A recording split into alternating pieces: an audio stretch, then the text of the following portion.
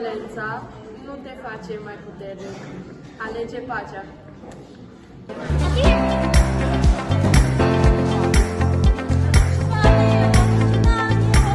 Școala este un loc sigur pentru toți.